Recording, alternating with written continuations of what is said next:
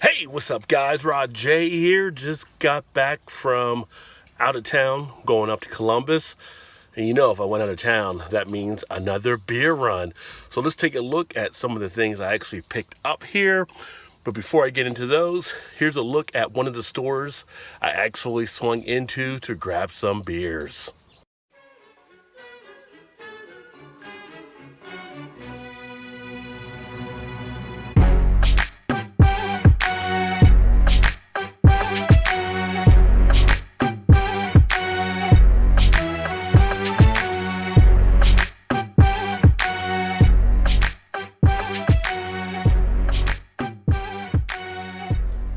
All right, guys, so let's take a look at some of these beers I actually got here now.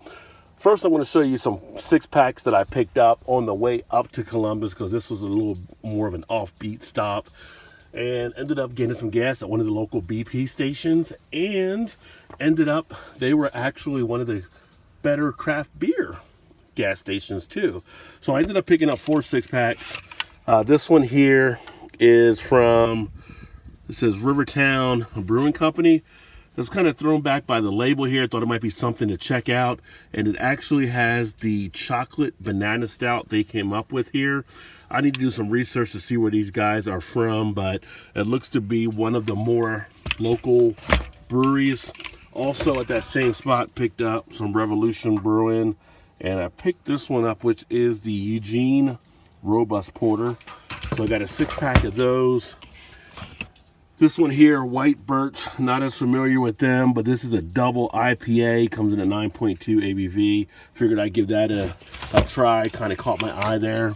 And then over here is one from Cellar Dweller, another 6-pack, and this is their Nut Coffee Stout, Hazelnut Coffee Stout. So I wanted to check that out. I was going to try to avoid some of the IPAs because I've had so many recently, but that one that I saw there kind of really caught my eye.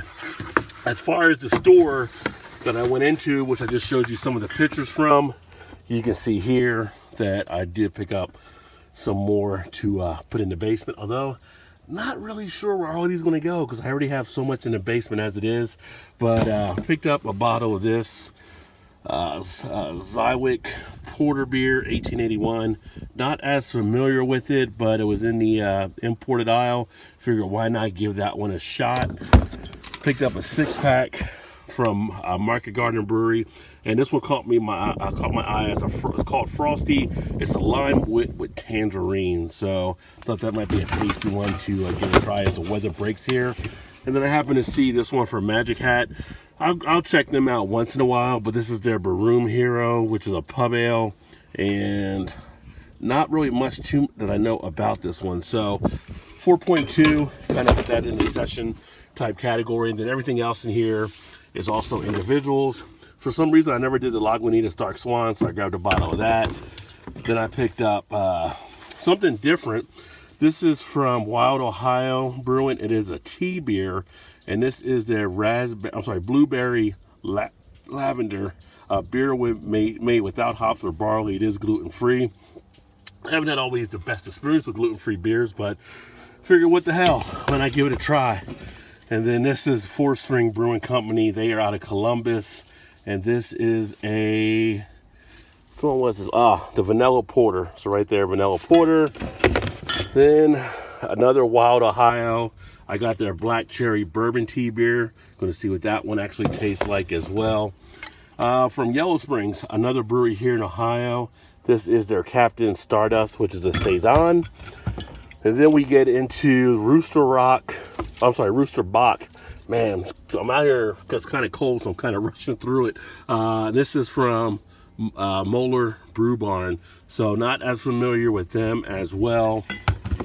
And then we also have this one, which I thought was a pretty cool label that caught my eye, as you can see there, Latitude 42. And this is a Mexican chocolate stout.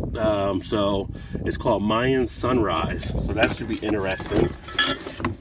Right here we have North High, another Columbus Brewing. I've had their stuff before, but here's a milk stout from them to check out.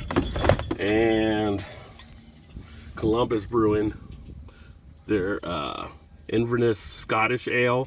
So looking forward to seeing what that has to offer. And then the last two here, Shorts Brew out of Michigan. We don't get a ton of Shorts Brew down here, so I wanted to go ahead and grab a couple while I saw them. Now this is different. This is bloody beer. It is a beer brewed with Roma tomatoes and with black peppercorn and celery seed, horseradish, and dill added. Not sure what to expect, but that variety got me kind of interested to see what it may offer. And then the last one from them is Bellaire Brown, which is a classic American brown ale from Shorts. So these are the beers I just picked up recently.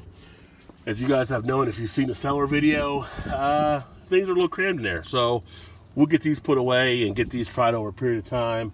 And I seriously may have to have the people come over just to drink beer at some point, just because some of the beer that's in there. But all of it pretty good, solid beers that I can, anything in the cellar, I'm pretty much making sure that I can get moved out in time. And again, if you haven't seen my one video talking about the cellar app, if you do cellar beer, it's a great app to take a look at, because that one actually keeps a list of everything for you on your phone. You can upload it to a spreadsheet, but it's great for rotating what beers out need to be rotated out.